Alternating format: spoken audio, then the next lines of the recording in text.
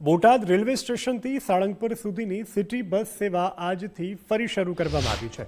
મુખ્યમંત્રી સહાય યોજના હેઠળ ચાલતી આ બસ સેવા છેલ્લા 1.5 મહિનાથી વિવિધ વિવાદો અને એનઓસીના પ્રશ્ને બંધ કરી હતી, જેને કારણે મુસાફરોને ભારે હાલાકીનો સામનો કરવો પડતો હતો।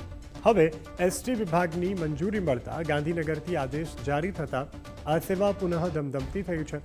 સંચાલકોના જણાવ્યા મુજબ આગામી દિવસોમાં પાળિયાદ અને ગઢડા રોડ ઉપર પણ આ સુવિધા વિસ્તારવામાં આવશે।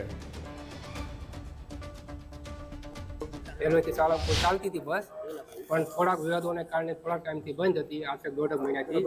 પણ બધી સમસ્યાનો અંત આવી ગયો છે અને એસટીની એનઓસી પણ આવી ગઈ છે અને ઉપરથી ગાંધીનગરથી આદેશ પણ આવી ગયો છે। એટલે આજથી અમે ફરીથી શરૂ કરવા જઈ રહ્યા છીએ રેલવેથી સાળંગપુર।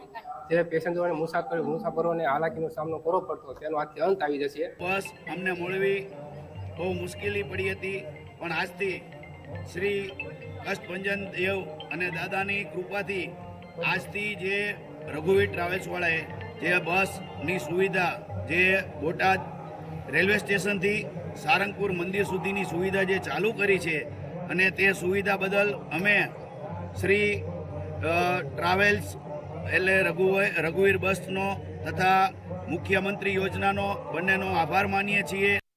લોકોની માંગ હતી એ રીતે બસની સેવા શરૂ થાય છે।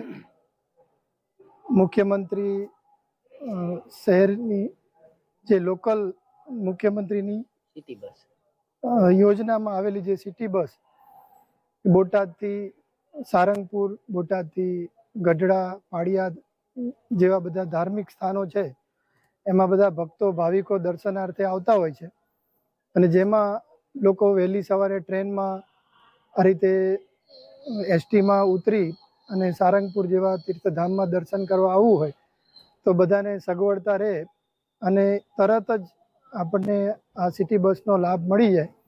અને લોકો વરસાદ હોય, તડકો હોય જેવી વાતાવરણની પ્રતિકૂળતા હોય તો પણ જે આ બસની સેવાનો લાભ મળે અને લોકોને સહેલાઈથી ઠાકોરજીના દર્શન થઈ શકે, એના માટે આ બસ સેવા ચાલુ થાય છે।